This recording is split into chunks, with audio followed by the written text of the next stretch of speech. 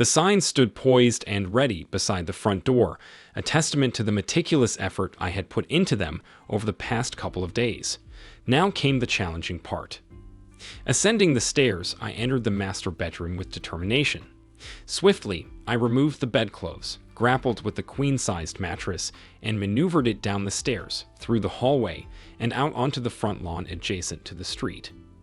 Returning indoors, I repeated the process with the slats and bedclothes, tossing them outside in a pile beside the mattress. With a glance at my watch, 4:22, I realized time was of the essence. I needed to finish by 5. Breaking down the side rails, I swiftly transported them outside. By 4:35, the bed was reassembled. Moving on to the kitchen table, its lighter weight allowed for easier handling. I navigated it sideways through the door, positioning it alongside the bed in the yard. Finally, I tackled the 6x8 throw rug in the living room. Rolling it up, I placed it beside the other items in the yard, then proudly erected the signs. Glancing at the time, 4:55, I knew I had 10 minutes until my wife's return. Stepping into the middle of the street, I surveyed my handiwork. It was a sight to behold, almost bringing a tear to my eye. Our marriage bed, the kitchen table, and the throw rug, 3 places that had been tainted by my wife and her lover's infidelity over the past 6 months, and the signs, meticulously placed and impossible to ignore. I read each one, their message clear. These items are yours for the taking. Free, they are no longer wanted in this house. If you are able to stomach the stench of adultery and broken vows, help yourself. Above the bed, a poignant inscription declared, "This bed has witnessed my wife's repeated betrayal of our marriage vows, shattering our union twice a week for the past 6 months. Today marks their final tryst, yet the scent of their deceit still clings to the sheets." Hovering over the kitchen table, a sign bore witness. This table, often defiled by my wife and her lover, served as the setting for their dalliances mere hours before she would serve me dinner. Adjacent to the carpet, a stark sign proclaimed, "This carpet seems to be the preferred stage for my wife and her paramour's debauchery." Accompanying each sign was a 17 by 24-inch photograph capturing the adulterous duo in compromising positions on the respective pieces of furniture. A discreetly positioned 5th sign, just slightly obscured behind the table, delivered a damning revelation. My wife's lover is her employer, Kenny Morris of Mitchell, Price, and Morris Realty. Despite his marital status and 3 children, he engaged in this affair. His wife remains unaware, but not for long. As the clock struck 4:57, I completed my task just in time for my wife's imminent arrival. Glancing around, I noticed a gathering crowd of neighbors, drawn by curiosity and spectacle. Some were already dialing their phones, perhaps to share the unfolding drama or to summon the authorities for what they perceived as public indecency. With a nonchalant wave to the onlookers, I retreated indoors, closing the door behind me, leaving the scene to simmer in its revelation. At precisely 5:05 p.m., I witnessed my wife's car rounding the corner at the end of the block. It slowed immediately, noting the crowd gathering near our house, engaged in animated conversation and laughter, fixated on something in our lawn. With a deliberate pace, she approached the home we had shared for a decade, coming to a halt in front of it. Her gaze wandered over the furniture and the array of signs planted in the yard, undoubtedly drawn to the prominent photographs capturing her and her boss, Kenny Morris, in compromising positions. Despite the cacophony of voices and the barrier of car and house windows, her anguished cry pierced through, "No, oh God, no, no, no." Her eyes eventually met mine through the front window of the house. We locked gazes, her expression wrought with grief, her complexion drained of color. Tears streamed down her cheeks, silently pleading for an explanation. Yet I found myself grappling with the same question. After a lingering moment, I turned away, drawing the curtains closed behind me. Part 2. At this juncture, let me shed light on the path that led my wife, Jane, and me to this sorrowful juncture. I am James Lopez. Jane and I crossed paths during our junior year in college, thanks to a mutual friend's suggestion. Upon our initial encounter, I found myself utterly enchanted. While Jane may not have fit the conventional standards of beauty, Her charm and allure were undeniable. Standing at 5 feet 2 inches, with captivating blue eyes and shoulder-length dishwater blonde hair, she possessed a unique allure. Her petite yet proportionate figure, with alluring curves and a tiny waist, held me spellbound. From the moment we met, I was captivated, consumed by the thought of winning her heart. Our courtship swiftly evolved, and within weeks, Jane and I became a couple. Just a month into our relationship, we shared our first intimate moment, a transcendent experience unlike any other. My infatuation with Jane knew no bounds. I found myself enraptured by her presence, craving every inch of her being. While neither of us was new to the realm of intimacy, our connection felt fresh and exhilarating. Our love burgeoned, reaching depths that I believed were unattainable by mere mortals. Following our graduation, we exchanged vows and embarked on the journey of marriage, settling into our first abode, a cozy condo in Van Nuys. Jane pursued her passion in real estate, obtaining her license and joining one of the area's esteemed agencies. Meanwhile, I capitalized on my engineering degree, securing a promising position at an electronic manufacturing company. Together, we forged what I perceived to be a flawless life, brimming with promise and contentment.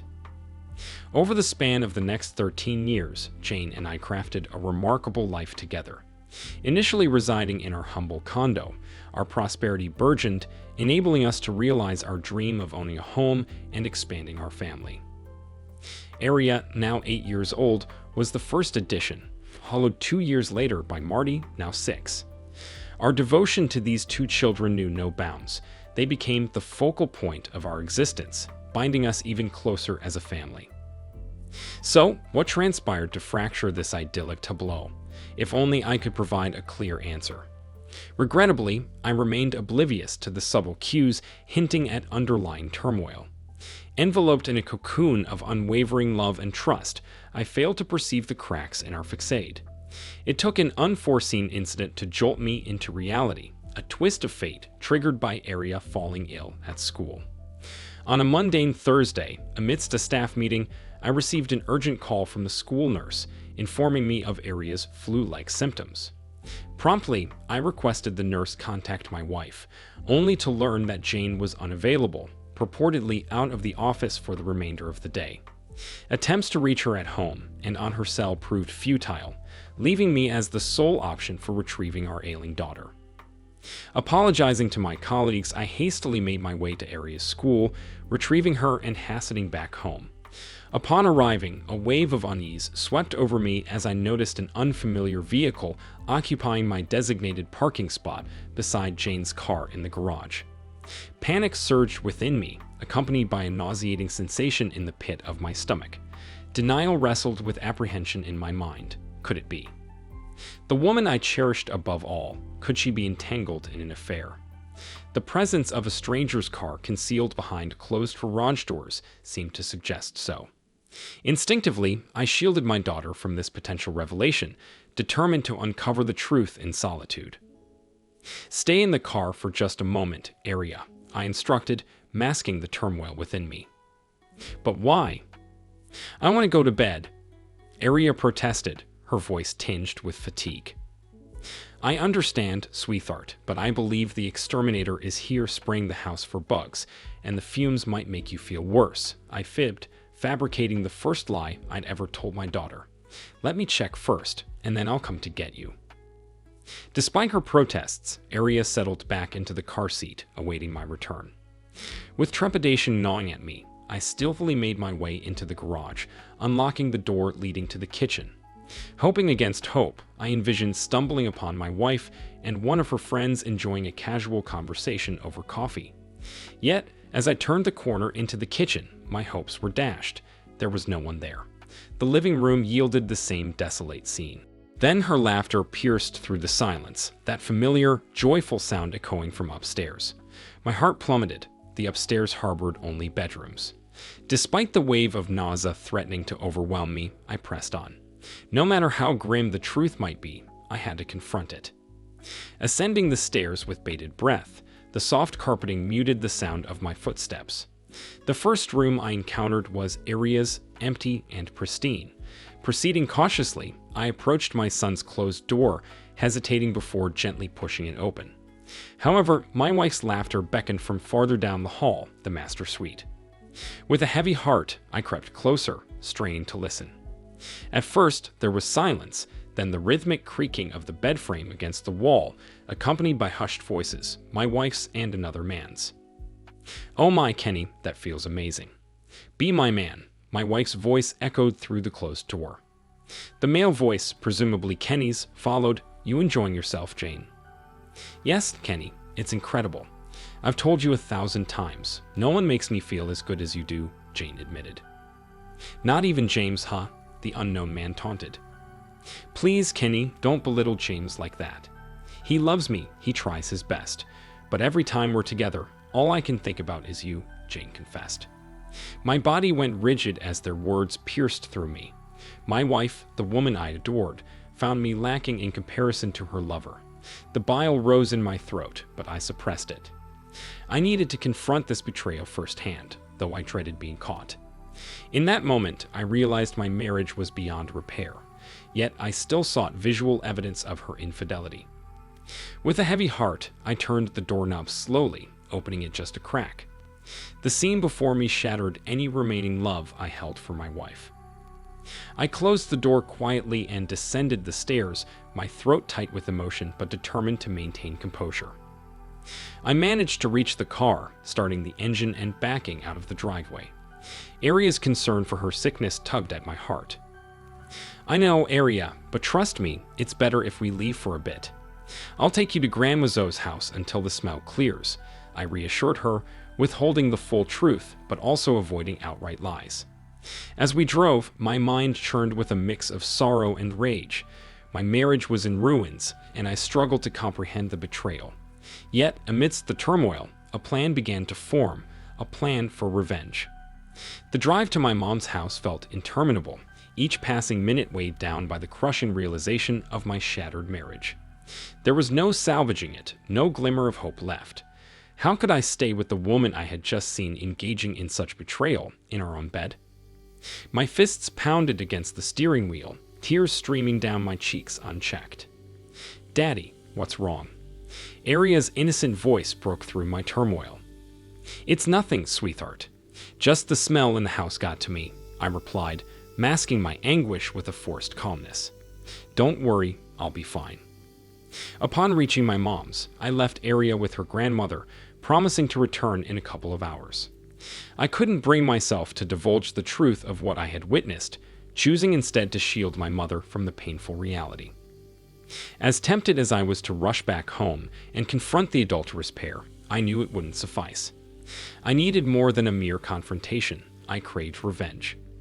With grim determination, I steered towards my office, my mind consumed with plans to exact a fitting retribution that would forever tarnish my wife and her despicable lover. Part 3. Within the sprawling complex of the electronics firm where I toiled, I held the esteemed position of senior engineer in the medical equipment division. Our quarters were intertwined with another division specializing in commercial security equipment. Upon arriving at my office, I instructed my secretary to safeguard my solitude for the remainder of the afternoon before dialing the number for Simon White, my counterpart in the security division. Simon had been not just a colleague, but a close friend since our college days. He was a stellar engineer with whom I shared a camaraderie forged through years of collaboration. Informing him of my urgent need to meet, Simon mentioned he was already en route to deliver some blueprints for copying, ensuring his presence within half an hour. I relayed to my secretary that Simon was to be granted immediate access upon his arrival. True to his word, he appeared at my door just 20 minutes after our brief conversation. "What's going on, James?" Simon greeted me as he entered my office. "Come in, Simon, and close the door," I requested. "Whoa, you look like you just lost your last friend," Simon observed. "I think I have, and I need your help," I confided.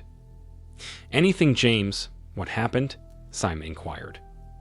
"I just caught my wife and her boss in my house, in my bed," I divulged. "Damn, James, you're kidding," Simon exclaimed. "I wish I were. I had to pick up my daughter from school, and when I returned home, there was a strange car in my garage.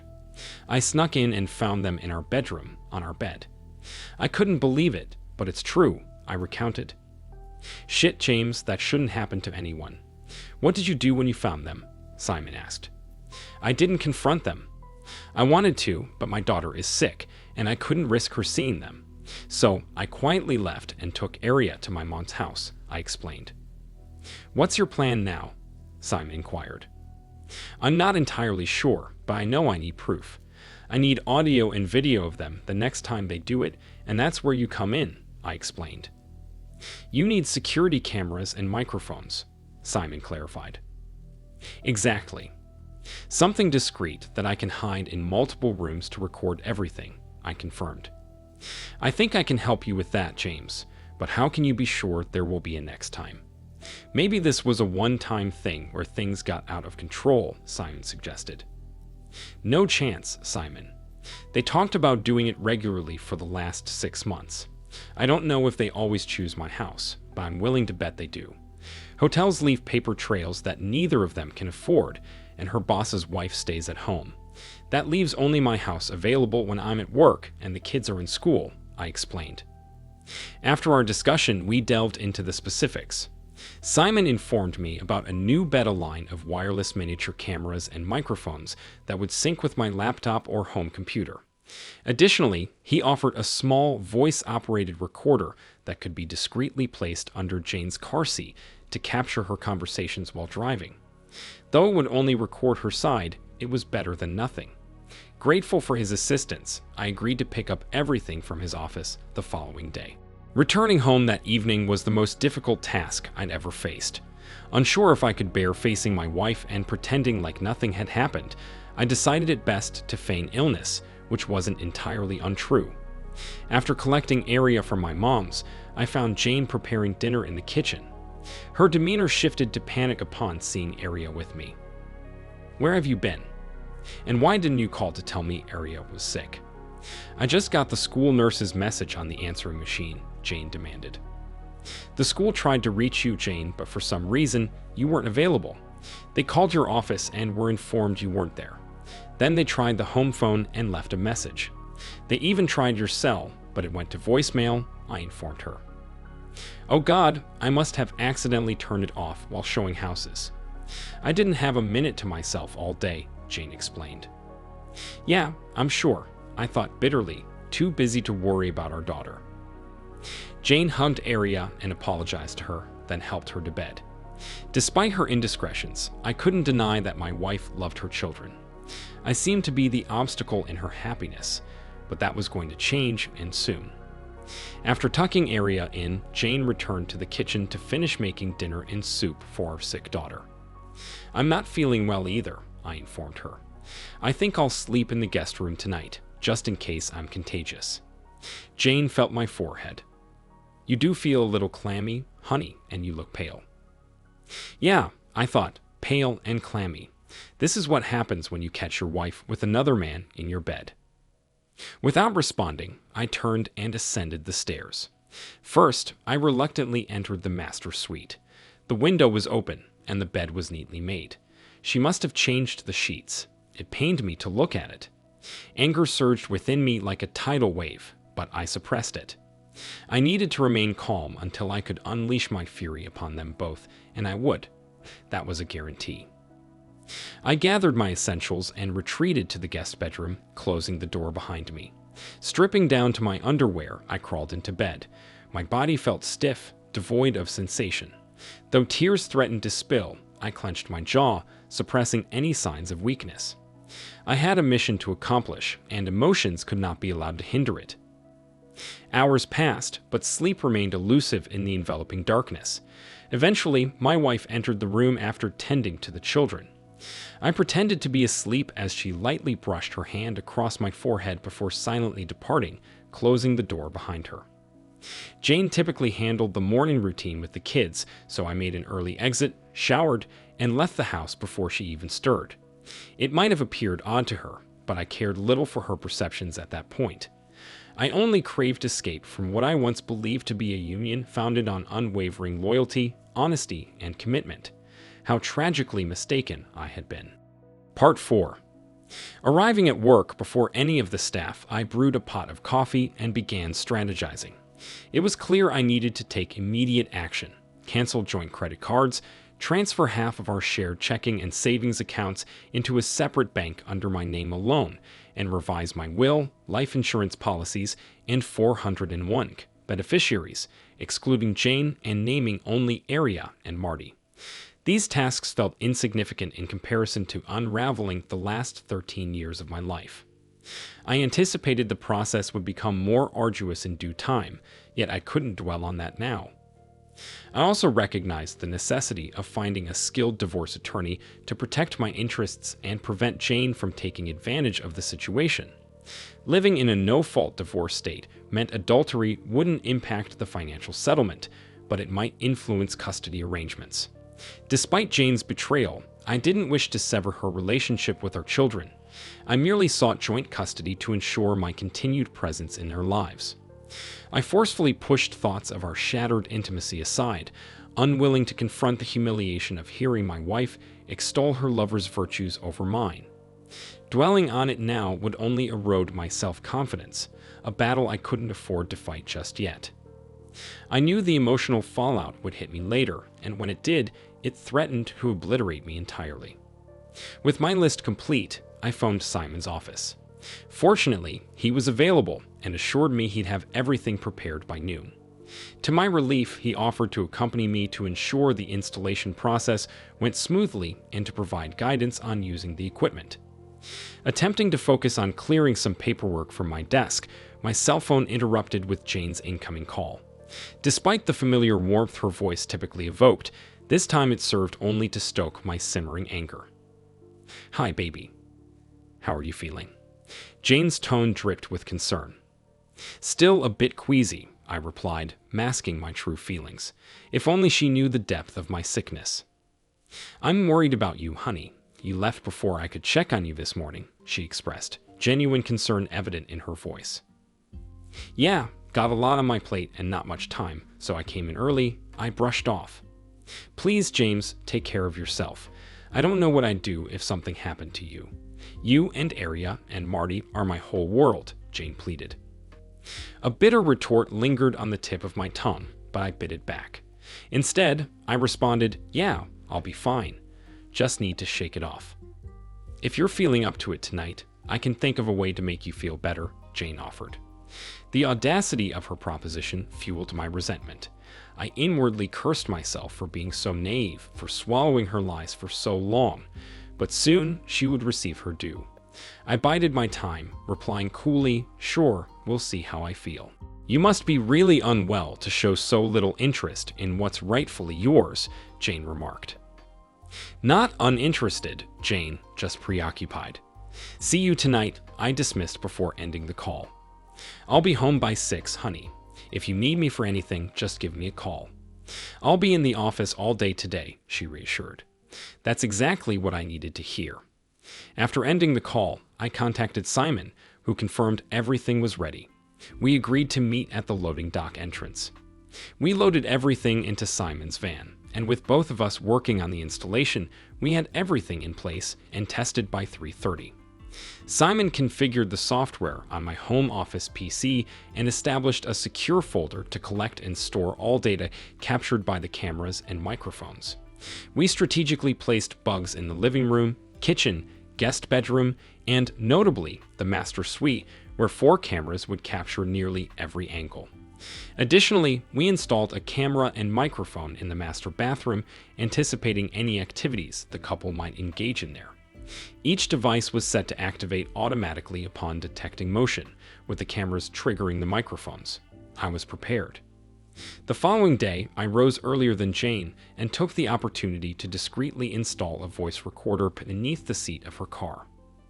I then meticulously reviewed the video and audio recordings from the previous night's installation, ensuring that every aspect of our work had been captured flawlessly, even in the dim lighting of our bedroom. When Jane rose, she seemed slightly irked, but peck on the cheek from me quickly transformed her demeanor to one of cheerfulness. It was evident she was anticipating her afternoon plans with her boss. I poured her a cup of coffee and mentioned that I'd be holed up in my office all day, She mentioned her day of showing houses, expressing confidence in landing a big sale, and assured me she'd pick up Aria and Marty after school. After exchanging another kiss on the cheek, I made my way towards the garage door, but Jane interjected, "James, you forgot to tell me you love me, honey.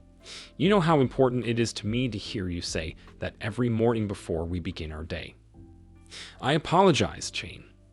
"I'd like to think you already know how I feel about you, but my mind is preoccupied," I responded. "All right, I'll let it slide this time, but a girl needs to hear those 3 words from her man. Don't forget that," she emphasized. I promised not to forget, I assured her before departing. Yet, I couldn't help but ponder when, or if, I'd ever find another woman I could truly trust enough to fall in love with, let alone express it so freely. Part 5. The realization that Jane would be home all day gave me a sinking feeling that she would likely rendezvous with her illicit lover, the one she truly loved. I hoped for this as I was weary of the deceit in games. I wanted this calamity to be over and done with. Despite attempting to focus on work, my eyes kept straying to the clock. Finally, at noon, I informed my secretary that I'd be absent for a few hours and set my plan into motion. Securing a company van, I parked it across the street from our house, waiting anxiously to observe the unfolding events. It wasn't until almost 1 o'clock that Jane's car pulled into the driveway, the garage door opening to welcome her into her usual spot. As she entered the house without lowering the garage door, I speculated she was either planning to depart immediately or anticipating a visitor. 10 minutes later, my suspicions were confirmed as the same car I had spotted on the day of my unfortunate discovery glided up our driveway and slipped into the garage, usurping my place just as its owner had done in my wife's affections. I watched him exit the car before the garage door shut behind him. I couldn't help but admire their audacity, meeting so brazenly in our home, in our bed, to carry on their affair. Their reckless actions only served to reinforce their belief that they were untouchable, immune to being caught. Or perhaps they had simply grown indifferent to the prospect of discovery. Regardless, they were mistaken on both counts. They had been caught, and I was determined to ensure they felt the weight of their actions. With this undeniable evidence of my wife's betrayal, and knowing that soon I would possess all the visual proof necessary to expose their despicable affair, I finally allowed the tears to flow. For 13 years, I had been steadfast in my belief that my devoted wife would never stray, just as I would never betray her. Yet, as the tears fell, so did the first seeds of doubt. Was he truly a better lover? I noted he was no larger than I was. Perhaps he was more attractive, though neither of us were contenders for any beauty contests. Why would she willingly risk destroying our marriage, and his too, knowing full well that I would not hesitate to inform his wife of their illicit activities? The urge to storm into the house and confront them was strong, but what purpose would it serve? I had already caught them in the act once, though unbeknownst to them. Would I find solace in assaulting her lover? Perhaps momentarily, but the repercussions would likely land me in jail, and frankly, neither of them were worth it by this point. My primary concern was how this turmoil would impact my children and his, as I was prepared to exact revenge upon him just as he had done to me. By 2:30, their tryst appeared to conclude, as the garage door opened and her lover backed out, departing. 15 minutes later, my wife followed suit, closing the garage door behind her. Anticipating her return home with the children by 3:30, I hastily parked in the garage and retreated to my home office. There, I quickly verified that the footage captured by the cameras was securely stored on my hard drive. After a mere 10 minutes of review, I had seen enough. While not an exact replica of their previous encounter, the imagery was vivid and explicit. They had begun their escapades on the kitchen table, callously laughing about the thought of me unwittingly dining at the very spot where they had engaged in their debauchery. After their escapades in our bedroom, they eventually migrated to the striking rug by the fireplace in the living room. It struck me as peculiar that Jane didn't bother changing the bedding, but I assumed she intended to do so upon returning home with the kids at 3:30. That would afford her ample time to air out the room and eradicate any evidence, given my typical late arrival home around 6. With the evidence safely stored on my hard drive, I powered down the system and left the house without so much as glancing at the presumed mess still lingering on our marital bed. I had witnessed enough, and despite my hardened heart towards my wife, a sickening feeling churned within me. Yet this nausea swiftly morphed into a seething rage and resentment. Oddly enough, I found a semblance of satisfaction in the impending retribution I was about to unleash upon both of their unfaithful heads. Upon returning to work, I briefed Simon on the details of what I had seen and heard. Like me, he grappled with comprehending how a supposedly loving wife like Jane could engage in such betrayal. Not only had she shattered our sacred vows, but she had also gone to great lengths to publicly demean me in front of her lover, incessantly reinforcing his superiority. These thoughts plunged my spirit into a profound abyss of anguish and hopelessness, yet I knew I must emerge from this darkness to fulfill my mission of exacting vengeance upon them both. Part 6. I needed to secure a competent divorce attorney, and Simon suggested reaching out to the law firm our company utilized.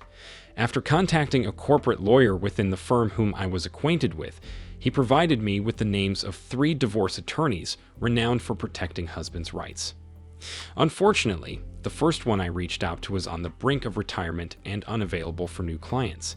However, the second attorney assured me of an appointment the following afternoon at 3. With that arranged, I resolved to tackle the task of canceling credit cards, adjusting beneficiaries, and restructuring finances the next morning. Upon returning home that evening, I found Jane in the kitchen preparing dinner while the children diligently worked on their homework in their respective rooms. She adorned a cheerful yellow sundress, radiating beauty that momentarily tugged at my heartstrings. Despite the turmoil within me, I couldn't help but feel a pang of sadness at the sight of her smiling and appearing genuinely content. I presumed it was her customary post-affair elation. "Hey there, how was your day, sweetheart?" "I hope it was as wonderful as mine," she greeted me, prompting a raised eyebrow of surprise from my end. My day was eventful, not particularly great, but I did stumble upon a few intriguing discoveries I wasn't previously aware of. "And yours?" I inquired, fully cognizant of the reason behind her buoyant mood. "I closed a sale," she exclaimed. "It's my first one this week, but I have a feeling there might be another opportunity on Thursday when I showcase more homes. I guess today must have been your lucky day," I remarked to her with a hint of disinterest. "Did you happen to meet any interesting or special people?" She shot me a puzzled look. "No, honey, it's been the usual routine, working hard to get through the day so I can come home to my family. You know that's where my heart lies." I nodded in response and made my way to our bedroom to change. While doing so, I noticed the freshly changed sheets and the scent of fresh air in the room. There were remnants of water on the shower floor, which caught my attention when I returned to the kitchen. "Did you take a shower this afternoon?" I asked casually. She visibly flinched at my question, wearing a guilty expression. "No, of course not. Why would I?" "I don't know, but there's water on the shower floor, and it usually doesn't stay there for long," I pointed out. "Oh, it's probably just a clogged drain again," she dismissed. "Perhaps, but I cleared it out just a couple of weeks ago. It's curious, isn't it? Maybe someone is sneaking into the house to spend time with their lover and take a shower," I suggested. This time, she froze in place, her back turned to me as she continued to prepare the salad.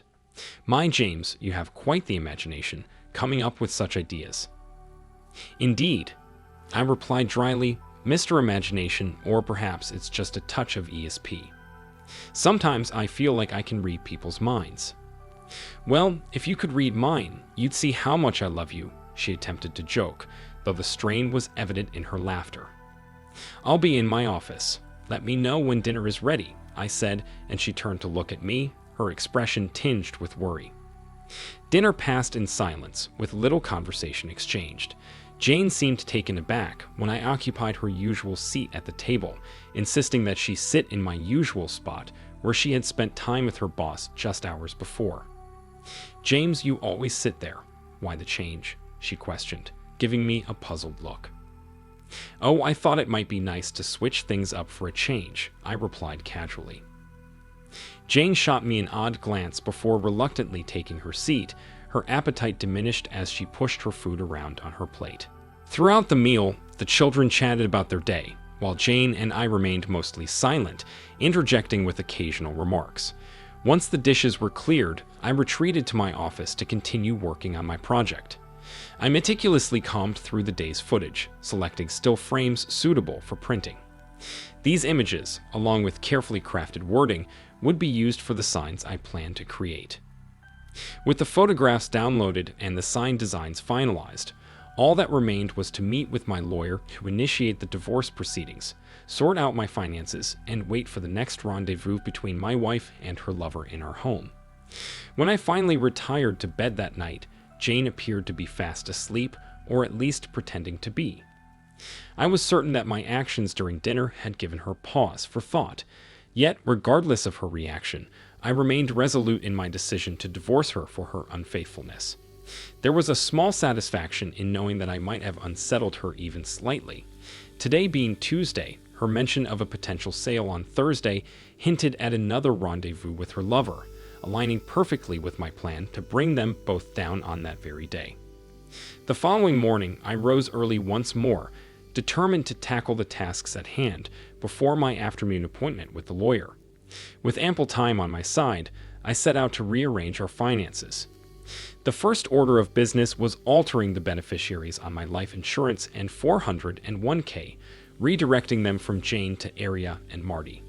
The HR personnel assisting me seemed puzzled by my decision, but I brushed off their inquiries with a curt dismissal. Next, I proceeded to cancel all our joint credit cards, opting to obtain a new one solely in my name. Then, I made my way to the bank, where I transferred half of the funds from our shared checking and savings accounts to a separate account in my name. Although I knew I needed to address the issue of our home, I decided to defer any action on that front until after consulting with my lawyer. At 3 o'clock, I met with my lawyer, finding him amiable enough. However, his legal counsel dampened my spirits as he outlined the harsh realities of our state's divorce laws. Despite having evidence of my wife's infidelity, he cautioned me that she would likely retain custody of Aria and Marty, and I would forfeit the house and half of our assets to her. Undeterred, I instructed him on how to draft the petition, confident in my ability to persuade Jane to comply with my wishes. Though he expressed reservations, he ultimately acquiesced, assuring me that the documents would be ready for service by Friday morning. Additionally, I tasked him with preparing papers to file against her boss and his company for their role in destroying our marriage. With everything set in motion, I left his office feeling determined. Arriving home that evening, my demeanor toward Jane was distant. I was simply fed up and eager for closure. Despite the impending pain and turmoil, I knew there was no turning back. It was time to confront my cheating wife and her despicable lover head-on. Following a subdued dinner with minimal conversation, I retreated to my sanctuary, the man cave. There, I meticulously printed the incriminating photos of the adulterous couple and crafted the signs, undisturbed by the outside world. In addition, I composed a letter addressed to Kenny Morris's wife, enclosing copies of the damning photographs and offering video evidence should she choose to follow suit and divorce her unfaithful husband, mirroring my own decision to end my marriage. Around 11 o'clock, I cautiously entered our bedroom to ensure Jane was sound asleep. Satisfied, I quietly slipped out and headed to her car. Retrieving the voice-activated recorder concealed beneath her seat, I rewound it and listened intently. While most recordings captured mundane business conversations, one stood out, a conversation with Kenny. "Hi, darling. Thanks again for this afternoon. Me too. I always miss you after we're together. Yes, oh my God, wouldn't a whole week together be heaven? Yes, maybe we can arrange that before long. We could fabricate a real estate convention that we absolutely must attend. We're on for Thursday afternoon. I can't wait either. Bye, baby." Surprisingly, her words stung less than before. Perhaps there was still a glimmer of hope for me. Little did she know, her world was on the brink of collapse, and the imminent destruction of their illicit affair filled me with a sense of satisfaction. Revenge, I realized, was a potent remedy. I replaced the tape with a fresh one and carefully concealed the recorder back under her seat, hopeful that it would capture evidence of her anguish the following day when her facade crumbled. I spent the night tossing and turning, not out of heartbreak, but out of anticipation for what awaited me the next day. As Jane slept soundly beside me, I couldn't help but feel a pang of sadness. She had once been the love of my life, the mother of my children, and my partner for the future I had envisioned. But that future was now shattered, and I knew I had slept beside her for the last time. The thought brought tears to my eyes as I realized that our intimacy, our connection, was now forever lost. Turning away, I wondered if she comprehended the price she was about to pay for betraying me. Perhaps she didn't, but she would soon learn. After showering, I left the house, grabbing breakfast at a nearby diner before making a brief stop at work to inform my secretary of my absence. I called Simon to brief him on the upcoming events, and he wished me luck, urging me to be cautious. Then, I swung by my lawyer's office to ensure everything was in order for serving divorce papers to my wife and Kenny Morris the next day. With that done, I called Jane to arrange to pick up the kids from school. My mom had offered to take them for the long weekend since they had no school on Friday. When I mentioned this to Jane, she responded with excitement, suggesting we use the free time to spend the day in bed on Saturday.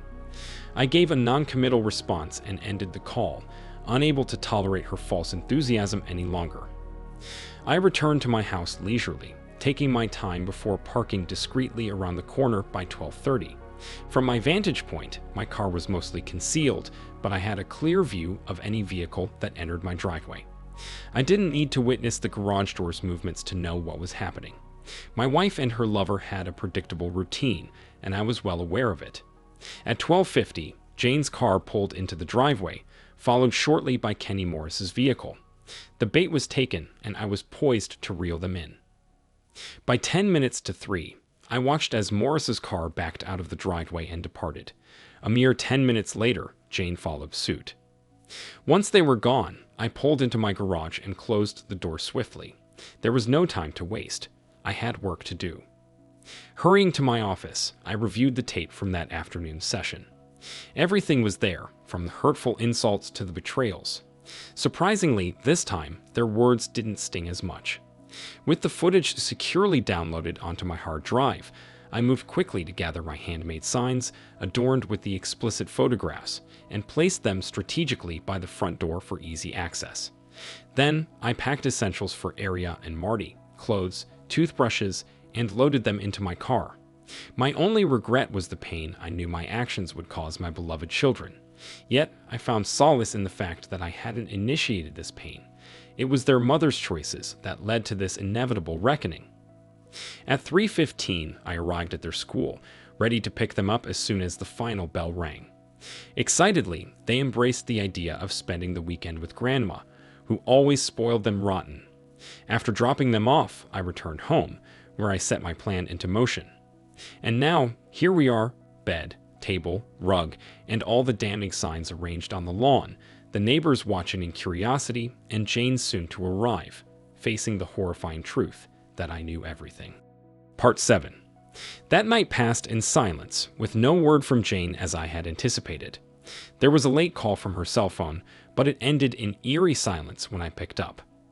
An hour after Jane's departure, the police arrived, sympathetic but firm in their insistence that I remove the signs and photographs, citing potential disturbance of the peace and public indecency. Reluctantly, I complied, though deep down, I knew those visuals had served their purpose. They had pierced through Jane's facade, sending her spiraling into a hell of her own making. The following morning, I awoke to a throbbing headache, courtesy of the previous night's indulgence in Maker's Mark. Despite the hangover, a sense of power pulsed through me. Yes, there was sadness and loneliness, but there was also a feeling of triumph. I had summoned the strength to tame my anger and wield it as a weapon against my unfaithful wife and her despicable lover. By noon, I peeked through the front window curtains to find the rug, kitchen table, and bed missing, leaving behind only the bare mattress and soiled sheets. I resolved to dispose of them later, a symbolic act of closure on this painful chapter of my life. The morning passed without incident, but as the clock struck 3 in the afternoon, chaos erupted. I was certain that Kenny Morris's wife had received the letter and photographs that morning, as my lawyer had informed me that both Jane and Kenny Morris, along with his partners, had been served at their workplaces. According to my lawyer, the scene was tumultuous. Jane collapsed to the floor in tears upon being served, while Kenny Morris unleashed a torrent of threats, branding me with profanity and vowing revenge. His partners, however, wasted no time in cutting ties with him, citing the corporate bylaws on morality and professional conduct. They handed Jane her final paycheck and terminated her employment, while Kenny was promptly shown the door with a severance check in hand. Meanwhile, Kenny's wife had received the damning evidence and wasted no time in confronting him over the phone. She informed him of her intent to file for divorce, leaving him with no sanctuary to return to. According to reports from the agency, Jane lay on the floor for an extended period, overcome with anguish and despair. Eventually, she mustered the strength to leave the premises, but her whereabouts remained unknown to her former colleagues. The following day, I finally received a call from Jane. Her voice was strained, carrying the weight of the turmoil she must have been enduring. She inquired about the children, desperate to ensure they were safe and shielded from the ordeal. I assured her they were with my mother, blissfully unaware of the situation, and I had no intention of divulging any distressing details to them. She then asked if she could retrieve some of her belongings from the house. I agreed, offering to vacate the premises during her visit. However, when she pleaded for me to stay and talk, I couldn't bring myself to entertain the idea. Her request was met with my blunt refusal, eliciting another wave of tears from her. "You must understand, James, I never wanted any of this. I never intended to hurt you," she insisted between sobs. Her words struck a chord within me, but instead of sympathy, they triggered an incredulous laugh. "How can you say that, Jane? How could you think I'd react to this with anything but devastation?" I retorted, unable to contain my disbelief. "You claim to love me, yet your actions speak otherwise." "I find it hard to believe, Jane. How could you say those things? You told your lover how much better he made you feel compared to me, how he completed you, how you couldn't get him out of your mind whenever we were intimate." "James, I never uttered those words. How could you even think I would say such things to him?" "Because I have recordings of you saying exactly that, Jane. Every word. I have everything, Jane. Every word, every bit of shame you tried to cast on me in front of him, every humiliating remark you made about me to your lover, your own husband. There's nothing left for me to say to you, Jane, and there's nothing you could say to me to change how I feel about you. I love you, James. You have to believe that. I've always loved only you. I don't know why I said those things to Kenny. Please believe me, I didn't mean any of it. I was just trying to boost his confidence because he always complained about his wife putting him down. So let me understand this correctly. You consistently undermined me to him, diminishing me and my attempts at intimacy just to stroke his ego and make him feel better because you pitied him. Is that your explanation? You felt sorry for him because his wife belittled him, so you not only belittled me, but also engaged in inappropriate behavior for the past 6 months just to boost his morale. I never intended to hurt you, James. I truly didn't mean any of it. If you didn't mean any of it, then why did you do it? I honestly don't know, James. It felt wrong, and I felt like I had to be someone else with Kenny. I felt like I had to keep it separate from what we have, something pure and loving. You really have some deep issues, Jane. It's surprising it took me this long to realize that. Shame on me for being so oblivious. I don't love him, James. I love you. Please, James, if you can find it in your heart to give me a chance to make things right, I'll do everything I can. I've been foolish, James. I made a mistake, but this doesn't have to be the end for us. Please, James, please don't leave me. Jane, I'm sorry, but I don't love you anymore, and I don't have to leave you because you already left me. The things you did with him and the degrading, humiliating remarks you made about me repeatedly for over 6 months prove that you don't love me. You can't claim to love someone and inflict that kind of pain, harm, and humiliation upon them. Frankly, Jane, I find your actions repulsive. You've shown yourself to be mean-spirited and nasty, and I can't wait for you to disappear from my life. Do you honestly think I would want anything to do with you after you handed yourself over to him, promising to be his alone forever? I wouldn't touch your despicable body, even if you were the last woman on earth. The only reason I will continue to have any interaction with you at all is because of our children. Remember them, Aria and Marty, the children we brought into this world when we were still a family. You've betrayed them too. I want to shield them from as much pain as possible, but I have no intention of sparing you anything. In fact, I want you to feel every ounce of the agony you've inflicted upon me. Both you and your lover, Kenny, deserve it, and I want you to experience it fully. Why did you tell his wife, James? That wasn't fair. Unfair?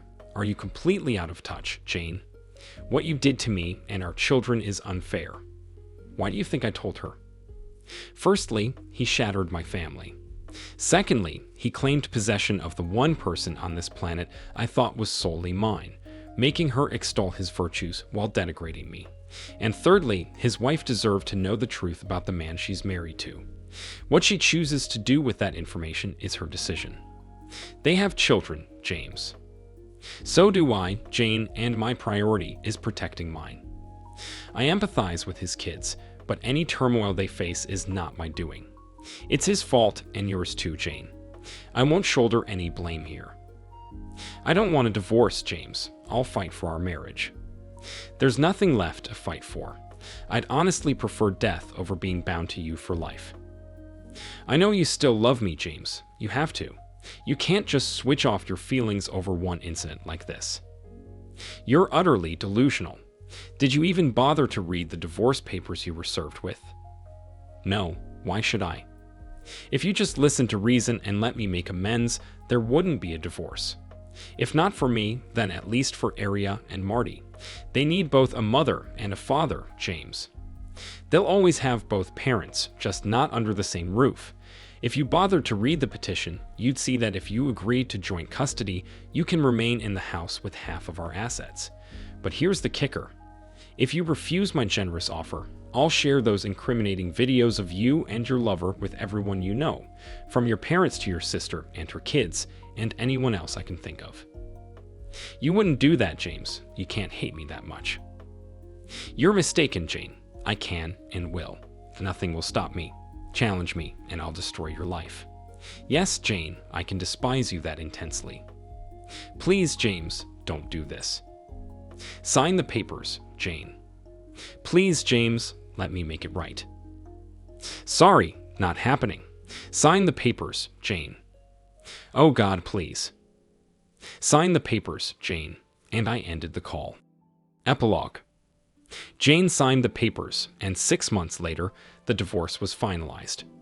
She now resides in the home we once shared with Aria and Marty, while I've settled into a condo a few blocks away. Fortunately, we're still in the same school district, so the disruption to the kids' routines was minimal, though they undoubtedly felt the pain of the divorce. Aria confided in me that their mother acknowledged her grave mistake, admitting that our marriage couldn't recover from it. However, reassured the kids that we would always be there for them. As for what Jane told her parents and sister about the breakup, I'm in the dark. Nevertheless, they still communicate with me, indicating she likely didn't shift blame onto me. As far as my mother is concerned, it was just an irreconcilable issue between Jane and me. I had a final opportunity to retrieve the audio recorder from Jane's car, and what I heard was unforgettable. She had called Kenny on her way home, thanking him for an enjoyable afternoon, but she mentioned she thought I might be growing suspicious and suggested they lay low for a couple of weeks until she felt it was safe. Upon arriving home, she seemed bewildered by the people gathered in the street, staring at our yard. When she realized what I'd done, her screams nearly shattered the recorder. As she drove away, she was in tears, questioning, "What did you do, James? What did you do?" It seemed like a harsh reality hit her, and her pleas turned into desperate cries, begging for the situation to be undone. She managed to call her lover, and amidst sobs, she exclaimed, "He knows, Kenny. About us, James knows everything," followed by inconsolable weeping for an extended period. It's been over a year now since the tumultuous events unfolded, and slowly but surely, I'm piecing my life back together. I still haven't dipped my toes into the dating pool, and I doubt I will anytime soon. The fear of reliving the nightmare I just endured makes me hesitant to embark on another serious relationship. Aria mentioned that her mom went on one date but returned home in tears, indicating she hasn't pursued dating since. Jane found a job as a receptionist at a retirement village and has put her real estate career on hold, at least for now. Whether she stays in touch with Kenny Morris is something I haven't bothered to find out, nor do I care. As for Kenny Morris, his marriage ended in divorce, and he's been struggling to secure employment. While I didn't distribute the compromising video to anyone Jane knew, I wasn't as merciful to Kenny. Many businesses are wary of hiring someone with a reputation for seducing married women and causing marital strife. Although I blurred Jane's face in the videos, I left the audio untouched. I recently heard that Kenny's ex-wife has found happiness with a kind-hearted man, a policeman, and their relationship seems to be blossoming. Good for her. On the topic of Kenny's former company, to avoid negative publicity, they offered me a generous settlement to prevent any potential lawsuits. I accepted, and as far as I'm concerned, it's all water under the bridge. For now, my focus is on my children and ensuring their future is bright. Perhaps one day, my own future will take precedence in my life. Thank you for watching this video to the end. If you liked it, please like it and subscribe to the channel. See you soon.